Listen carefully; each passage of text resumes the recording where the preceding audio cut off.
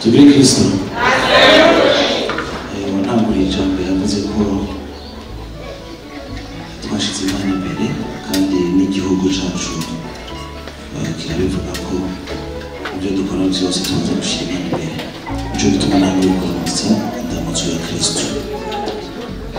Haba banyakubahwa umubyeyi wacu w'abuntu waduteye iteka n'umunsi bakatugendera ngaha mu kibanza cyiza cyo muri Adelaide. Banyakubahwa bakozi b'Imana turi kumwe, banyakubahwa ndongozi ibisata bitandukanye bateye iteka n'umunsi bakaba muri kumwe natwe ngaha. Banyakubahwa ababyeyi bene wacu basore rwaruka tugira amahoro. Dutewe iteka uno munsi cyo kwakira umubyeyi wacu nabo bagendanye, bikaba byabereye ngaha muri South Australia, igihugu kinini cyane, ariko Imana yashimye ko bibera ngaha iwacu.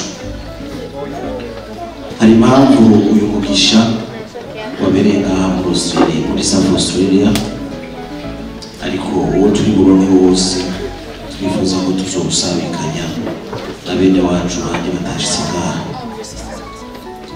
Uyu munsi ni umunsi w'iteka kuri twebwe abarundi baba ngaha muri Australia, kandi bikaba bitwereka ko n'igihugu cacu kituzirikana, kubona gishobora kuturungikira indongozi y'ubuyobozi hejuru nk'iyi ikabana natwe iminsi ingana n'iyo tubonanye ngaha. Abarundi tuba ngaha muri Australia turangwa n'umutima w'urukundo, turangwa n'umutima wo gushigikirana, turangwa n'umutima wo kwitanaho. Tubana neza haba mu mahirwe canke haba mu magogo, aho bwije ugeze uradodora bakakugururira, canke aho umwana wawe usize ubuzirikana neza ko uri bumusanga amahoro. Iyi ni ya ndero y'ikirundi, ya ndero yo ku ziko, naho turi no tuguma tuyigendera. Mu myaka irenga 20 n'iyindi abarundi batanguye kuza ngaha muri iki gihugu mu kivunga. Abavyeyi baje barongoye abandi baritayeho ya ndero y'ikirundi, barashinga amashirahamwe atandukanye, harimo community zitandukanye, amashengero n'imisigiti, kugira abana bavukira ngaha mu mahanga ntibateka akaranga k'amasoko. Ibi nivyo vyatumye abana bacu bavukira ngaha ndetse n'abaje bakuze badakangwa n'ibisayangana ngo baguruke nkavyo, bati imico n'imigenzo yaturanze. Ibi vyatumye imico n'akaranga vy'igihugu bidatituka, kandi vyatumye abarundi baza bose bahurira muri ayo mashirahamwe no mu mashengero bakamenyana. Vyatumye kandi gufatana mu nda no gushigikirana vyoroha, kuko ugize ikibazo muri abashirahamwe bahuriramo bica bimenyekana vyihuse, kandi bigatuma n'inkuru zirahuza zinyaruka kubashikira. Tuboneye akaryo kadasanzwe ko gukeza intwari z'abapasitori, intwari z'abashehe bitanze batiziganya, nubwo bitari bworoshe mu gihugu batamenyereye, ariko bakiyungunganya bagashiraho ayo mashengero y'imisigiti kugira bikomeze imico n'imigenzo byaranze basokuru. Abarundi bari ngaha muri Australia barakunda igihugu, niyo bari ngaha ni nka wa mugani w'ikirundi uvuga ngo inkoko itora mu ishamba mugabo agatima kari muhira. Niyo bari ngaha barakunda igihugu, barashaka kugishigikira mu byo bashoboye byose, kanatsinda mu cegeranyo baduhaye banki nkuru y'igihugu ejo bundi mu kwezi kw'indwi, aho twari dufise indwi yose twamaranye n'indongozi z'igihugu. Igihugu ca Australia cabaye icya gatatu mu bihugu birungika amafaranga menshi yo kuja kurangura imigambi. Ibi rero birangwa n'uko wa mutima na ya ndero yo kuzinga tudashika ngaha ngo duce turyoherwa n'ibisayangana, ahubwo twifuza kandi turi n'umutima wo gufatira ibisayangana tukabijana hari iwacu bikaza gusayanganirayo. Naho biri uko, diaspora ku isi yose mu cegeranyo cyatanzwe ni banki nkuru y'igihugu yabonetse ko ariyo gufatanyabikorwa wa mbere muri uyu mwaka ane budgetaire y'umwaka uheze, ku rugero rw'uko diaspora ariyo yarungitse amafaranga, yinjije amafaranga menshi kuva makungu mu gihugu gusumba n'ayandi mashirahamwe yose kuva makungu canke n'ibisata bindi vyategerezwa kwinjiza amafaranga mu Burundi, nko kudandaza ubutare, gushora ikawa, gushora icayi. Diaspora niyo yinjije amafaranga menshi gusumba ibyo bisata vyose. Basavye twikomera amashi.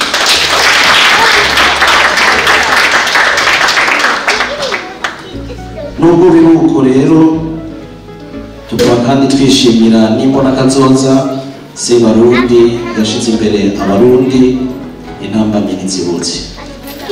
Turazi ko ivyo twobabaza kumbure mutoshobora kubitorera inyishu, ariko ko twagize amahirwe tukabaronka turabatuma nimushika hariya muze mutudodorere udushikanire akagakemanyi kubo bajeje gufata ingingo baze bagerageze kutworohereza kumbure n'umwimbu uno mwaka canke umwaka uza uzoheza wiyongera. Hari ibibazo bitandukanye abarundi barangurira imirimo yabo mu mahanga bahura navyo iyo hageze ko bagira igikorwa barangurira mu gihugu.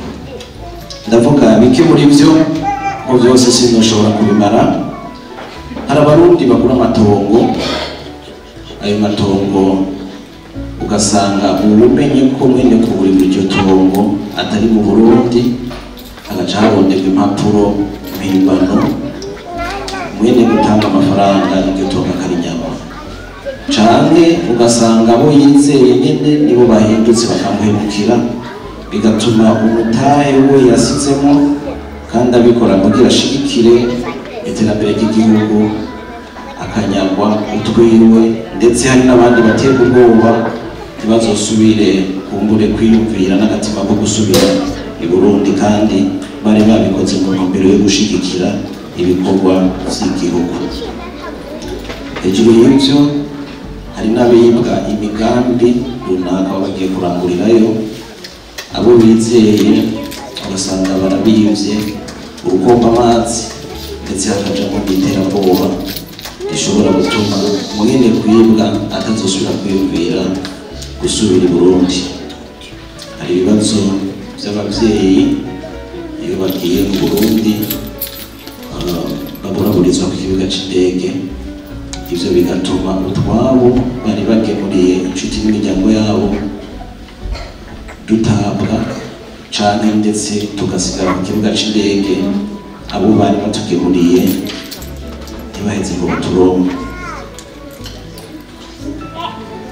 Ku kibuga c'indege nibaza ko havugiwe byinshi tutosubiramo, ariko ico uyu munsi twabatuma nuko botugirira reforme bagasubiramo kubura uko ikibuga gitunganije, kuko aba barundi baja hariya igihugu kirabakeneye, n'ivyo baba bagiye gutwara igihugu kirabikeneye. Hari ikindi kibazo kiri mu ndongozi kumbure zije ivy'amatongo.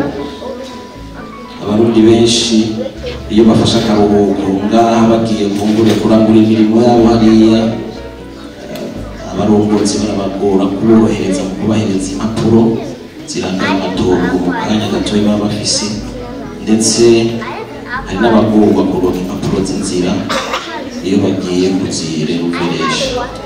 Ivyo vyose rero tubiravye twagira tubatume umuvyeyi mudukundire nimushika hariya muzobidushikiririza ababijejwe barabe ko hari aho bashobora gutenzura kumbure bikazodufasha. Ikigira kabiri kuri ico, BRB imaze gushikiriza icegeranyo cayo, diaspora ikaboneka ko ifise uruhara ntangere mu iterambere ry'igihugu.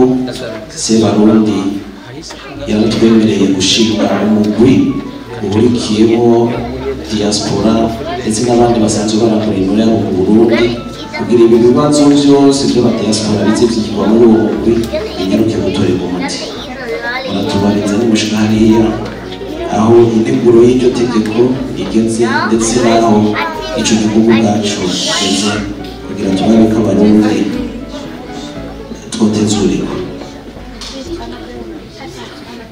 Mu ntumbero yo kwegereza abenegihugu bo ngaha muri Australia uburongozi hafi, tubifashijwemo na leta y'u Burundi mu masiteti yose agize iki gihugu kinini ca Australia, hari indinganizo yo gushiraho uburongozi bw'abadiaspora. Igihe twatora uburongoye diaspora ngaha muri Australia vyabereye ngaha iwacu, tugira amahirwe n'uwirongoye acatorwa ngaha muri South Australia, kandi kugira umwe ruvi rukuru ukwiye igihugu cose vyabaye ngombwa ko ngaha naho tubanza kwitunganya.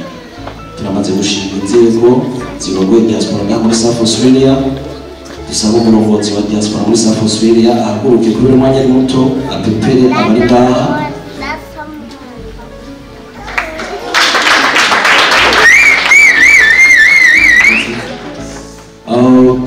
Turafise n'abandi turi kumwe mu burongozi bukuru bwa diaspora kumbure n'akanya keza kuko tuberekana.